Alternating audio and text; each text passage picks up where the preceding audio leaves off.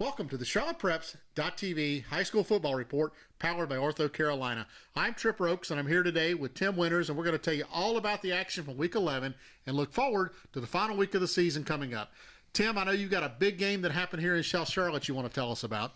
Yeah, you know, Friday night was a night reeked with a lot of bad weather in a lot of places. This game took 4 hours to complete. It was the Providence Panthers heading over to South Meck to play the Sabres, and what a game it was. It was a game dictated by South Meck's defense and their running game. Credit South Meck running back Travis Prince for a great game on the ground. 24 carries for 152 yards. The defense forced 2 turnovers in the first half, 2 more in the second half. Linebacker Zach Gilbert also had a very efficient night in South Meck backfield, running for 29 yards on 9 carries, but scoring 2 touchdowns in the 20-7 victory over Providence. It's another big win in a season of big wins for Rocky White's South Meck Sabres. With the battle against a big-time rival looming 1 week ahead, many teams could find themselves overlooking the current opponent, not Independence High School. The Patriots locked horns with nearby Rocky River High School on Friday night and bulldozed their way to a 47-19 win. You never know what weapon Independence will use to beat you. On Friday night, it was Quintavious McGill romping his way to 265 yards, including 4 long touchdown runs. The Ravens defense had no answers for the Patriots machine as they rolled up 35 points in the first half and led 35-6 at the midterm. Neil Ramadan broke into the end zone to start his second half for the Ravens before a weather delay hit town. Once the weather broke away, McGill carried the ball 83 yards to the end zone for the Patriots. The Patriots also had help from quarterback Kelvin Hopkins as he passed for 132 yards and completed 2 touchdowns. In the end, there was no denying the Patriots. They were not about to blow up a special season before they reached the regular season finale with Butler. Now we can say Katie bar the door as Butler will host Indy for the regular season matchup on Friday night. It's been an exciting year down in Union County for football this year, and Tim Winters knows more about what's going on down there than anyone else. Tim, bring us up to speed with everything happening with 1 week to go in the season. Well, you know, the Marvin Ridge Mavericks, as hot as a team as you're going to get in the county, ripping off their 3rd straight conference win.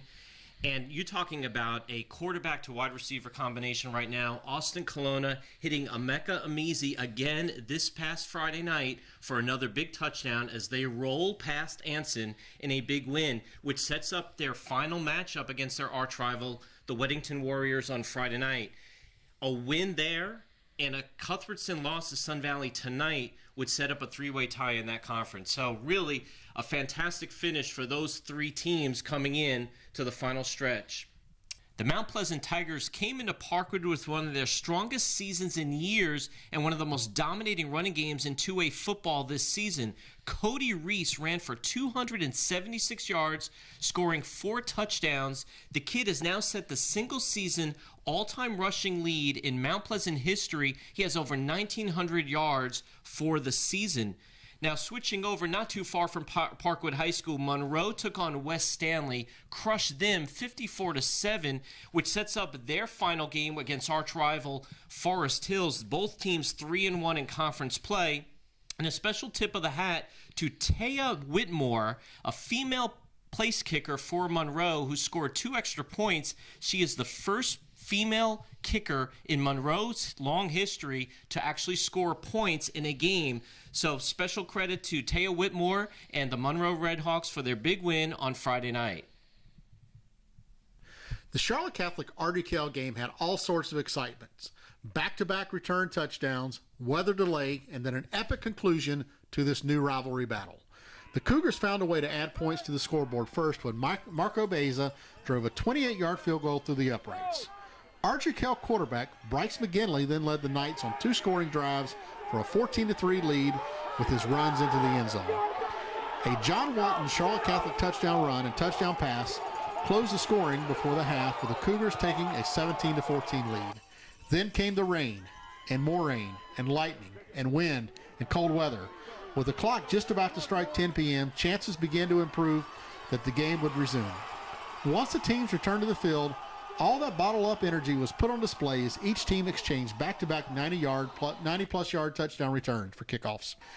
As the game wore on, Catholic established an 11-point lead before Bryce McGinley led the Knights back to take the lead with under 1 minute to go and the score 34-31 Knights. The Cougars then took over on their 43-yard line and with 2 passes moved the ball to 35 yards. Then with under 15 seconds to go, Charlotte Catholic quarterback John Walton struck again, this time connecting with Ryan Miller for a touchdown from just past the 20-yard line. The Cougars survived one more kickoff and won the game and conference supremacy 38-34. It's now time to turn our attention to the Ortho 8, our rankings of the top 8 teams in the Mecklenburg and Union County area.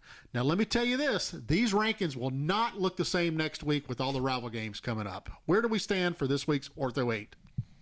Coming in at number 8, first time of the season, the South Meck Sabres with that 8-2 record and the big win over Providence High School.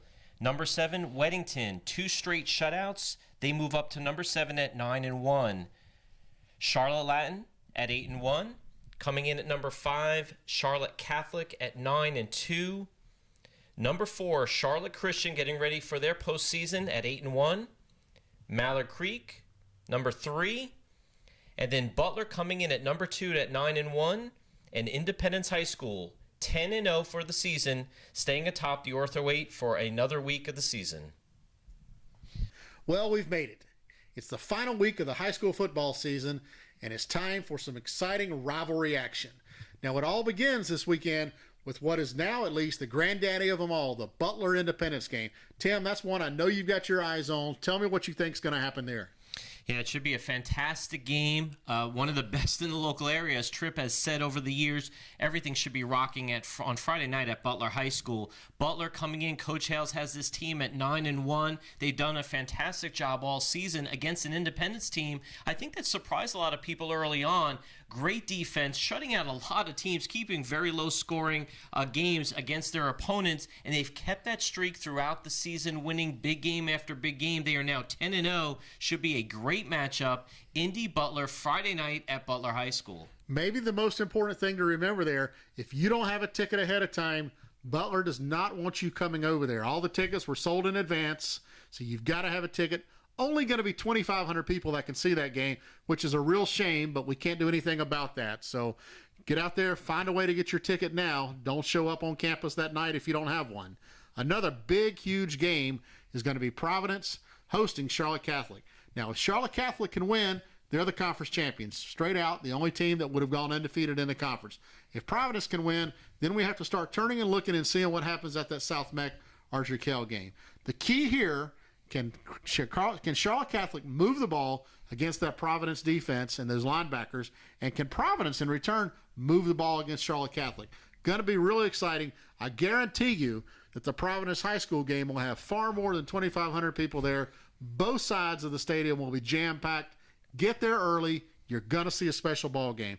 Now, Tim, I know a lot of people are thinking about getting there early for the Marvin Ridge Weddington game as well. Yeah, I don't think crowd turnout is going to be a problem for these two schools that really don't like each other all that much.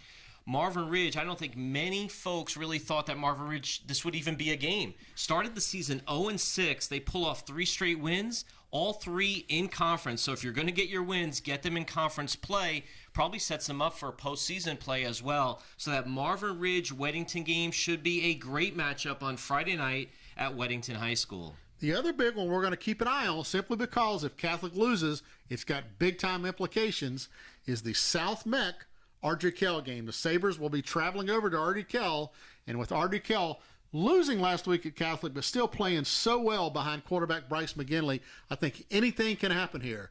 Zach Gilbert will be big. Stephen Griffin and all the guys at the new South Mecklenburg High School, they are ready to have one of their best seasons in quite a long time if they can just top Ardrey Kell.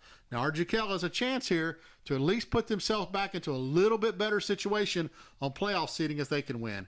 And that's going to wrap up the 4 big rival games that we wanted to share with you. Now, we've been all excited to be here every week with you. We'll be right back next Monday talking about all the exciting things that happen and previewing the North Carolina high school playoffs as well as the independent private school playoffs. Thanks for tuning in to CharlottePreps.tv High School Football Report, powered by Ortho Carolina.